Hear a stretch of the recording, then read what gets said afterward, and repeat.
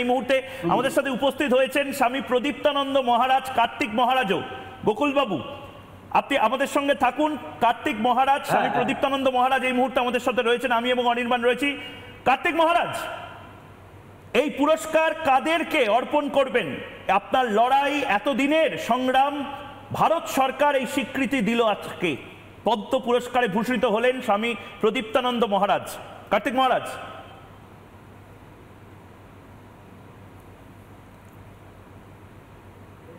আচার্য স্বামী প্রণবানন্দজি মহারাজ তার সেবা ধর্মে এবং ভারত সেবাশ্রম সংঘের নামের সার্থকতা, আমি সেই সংঘের একজন দীন সেবক। আমি সংঘের নির্দেশ মিলে সেবা কাজের সঙ্গে যুক্ত হয়েছি। দীর্ঘদিন যাবৎ মুর্শিদাবাদ জেলায় ভারত সেবাশ্রম সংঘের আদর্শে এখানে স্কুল, আদিবাসীদের স্কুল, ছাত্রাবাস, দাতব্য চিকিৎসালয়, হসপিটাল তৈরি করেছি। বাংলার বিভিন্ন জায়গায় মহামারী, খরার, দুর্ভিক্ষে সেবা কাজের গ্রহণ করেছি। আজকে মহারাজ এর যে আদর্শ, এই আদর্শ প্রাণপণে পালন করার চেষ্টা করছি। তবে সন্ন্যাসীর কাছে প্রতিষ্ঠা একটা ঠিক যেন রবীন্দ্রনাথ বলেছেন, গোটা পৃথিবীর সনাতন সম্প্রদায়কে আপনি এই মুহূর্তে একজোট করার যে অঙ্গীকার নিয়েছেন, ভারতের এই পুরস্কার, ভারত তার কৃতি সন্তানকে পুরস্কার দিতে পেরে সম্মানিত, এবং বাংলা তার কৃতি সন্তানকে এভাবে পদ্ম পুরস্কার পাওয়া দেখার পরে আমরা সম্মানিত।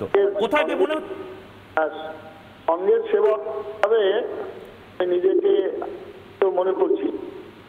সন্ন্যাসীর কাছে তার স্তুতির মৌনি, সন্তুষ্ট যেন কেন ঠিক। সন্ন্যাসীর কাছে তার নিন্দা, প্রশংসা সমান। রবীন্দ্রনাথের কাছে যে একটা খ্যাতির বিড়ম্বনা, আজকে আমার কাছে সেটাও হচ্ছে আর কি। কিন্তু কার্তিক মহারাজ, আপনি তো তেমন সন্ন্যাসী নন, আপনার কাছে খ্যাতির বিড়ম্বনা কেন হবে? আপনারা সন্ন্যাসীরা পদ্মকে জ্ঞানের প্রতীক বলে মনে করেন। প্রস্ফুটিত জ্ঞানের প্রতীক হচ্ছে পদ্ম, সেই পদ্মের নামাঙ্কিত পুরস্কার আপনি পেলেন। তবে নিশ্চয়ই আজকে ভালো লাগছে সঙ্গে যখন এক শ্রেণীর মানুষ, এক শ্রেণীর এরা আমাকে যখন সন্ত্রাসবাদী বলে আখ্যা দিচ্ছেন, তখন ভারত সরকার আমার সারা জীবনের কাজকর্মকে দেখে তারা পদ্মভূষণে, পদ্মশ্রীতে করেছেন। আমি সংঘের সন্ন্যাসী হিসাবে, সেবক হিসাবে আমি নিজেকে মনে করছি। মহারাজ, একটা কথা জিজ্ঞাসা করব। নিশ্চিতভাবে আপনাদের নতুন করে কিছু চাওয়ার থাকে না, পাওয়ারও থাকে না, সর্বস্ব দিয়েই তো আসেন সন্ন্যাসী হতে। তবুও বলছি মহারাজ, এই পুরস্কার প্রাপ্তির পর এরপরে যখন আবার কোনো বন্যা ত্রাণের শিবিরে বা কোথাও কোনো প্রাকৃতিক বিপর্যয়ের সময় এই দুটো ডাল ভাত মানুষের মুখে তুলে দিতে যাবেন, সামনে বসে থাকা নিরন্ন মানুষগুলোর দিকে তাকিয়ে মনে কারেক্টু বাড়তি বল পাবেন, দেশ আছে আমার সঙ্গে, মনে হবে? হ্যাঁ, নিশ্চয়ই, নিঃসন্দেহে আমাকে আরো বেশি সচেতন করবে, আমাকে বেশি সমাজের জন্য আরো চিন্তিত করবে। যেমন সমস্ত মানুষের পাশে দাঁড়াতে পারি, সবাই মিলে আমাকে আশীর্বাদ করুন। আমি আমাদের গুরু মহারাজ আচার্যদেবের আতুল চরণে বারবার প্রার্থনা করছি, এই প্রশংসা, এই আনন্দ সমস্ত আমার গুরু মহারাজের চরণে নিবেদন করলাম। কার্তিক মহারাজ, মুর্শিদাবাদ জেলার মানুষের কিন্তু আজ রাত এবং কাল দারুণ খুশির দিন, কারণ মুর্শিদাবাদ জেলা থেকে দুজন এবার পদ্ম পুরস্কার পেলেন। এক আপনি, আরেকজন গায়ক অরিজিৎ সিং। ঠিক, জিয়াগঞ্জের ছেলে অরিজিৎ সিং এবং বেলডাঙ্গার সন্ন্যাসী কার্তিক মহারাজ। আপনি গেরুয়া পরেন আর অরিজিৎ বলেন গেরুয়া। কার্তিক মহারাজ, এই মুহূর্তে গোকুলচন্দ্র দাস, প্রখ্যাত ঢাক বাদ্যশিল্পী, তিনিও আমাদের সঙ্গে রয়েছেন। আপনি এবং গোকুলবাবু দুজনে লাইভ রয়েছেন। যদি গোকুলবাবুকেও আপনি, হ্যাঁ বলুন। গোকুলবাবুকে আমি নাম শুনেছি, তার বাজনাও শুনেছি, গোকুলবাবুকে আমি ধন্যবাদ জানাচ্ছি।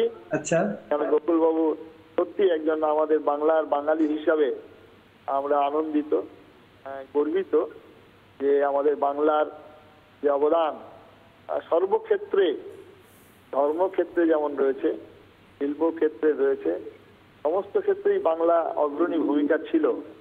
এটা যে কোনো কারণেই আজকে আমরা অনেক অনেক নিচে নেমে গেছি। আজকে আমাদের ভালো লাগছে। আমি গোকুলবাবুকে ধন্যবাদ। আমার জিয়াগঞ্জবাসী প্রিয়, অরিজিৎ খুবই প্রিয়, জিয়াগঞ্জের তাদের ফ্যামিলির সঙ্গে আমি অনেক দিনে পরিচিত, তাকেও ধন্যবাদ জানাবো। শুধু এবং তাই সেই নয়, সঙ্গে আরো সরকার একদম একদম আমি দুজনকেই, শুধু গোকুলচন্দ্র দাস এবং কার্তিক মহারাজ দুজনকেই আমি একটু বলি যে অরিজিৎ সিং যেরকম পদ্মশ্রী পুরস্কার পেয়েছেন, গোকুলচন্দ্র দাস আপনি যেরকম পদ্মশ্রী পুরস্কার পেয়েছেন, মমতা শঙ্কর প্রখ্যাত শিল্পী এবং অভিনেত্রী তিনিও পদ্ম পুরস্কার পেয়েছেন, নগেন্দ্রনাথ রায় সাহিত্যের জন্য পদ্ম পুরস্কার পেয়েছেন, পবন গোয়েঙ্কা শিল্পের জন্য পদ্ম পুরস্কার পেয়েছেন, সজ্জন ভজঙ্কা বিখ্যাত এবং যথেষ্ট আমাদের বাংলার জন্য যথেষ্ট তিনি শিল্পে অবদান রেখেছেন, সজ্জন ভজঙ্কা তিনি পুরস্কার পেয়েছেন, কার্তিক মহারাজ পেয়েছেন, পণ্ডিত তেজেন্দ্রনাথ নারায়ণ মজুমদার পেয়েছেন পদ্ম পুরস্কার এবং বিনায়ক লোহানি পেয়েছেন। নানা ধরনের কন্টেন্ট দেখার জন্য লাইক করুন, শেয়ার করুন আমাদের ফেসবুক পেজ, সাবস্ক্রাইব করুন আমাদের ইউটিউব চ্যানেল। পাশাপাশি অন্যান্য ব্রেকিং নিউজের জন্য অবশ্যই চোখ রাখুন রিপাবলিক বাংলায়।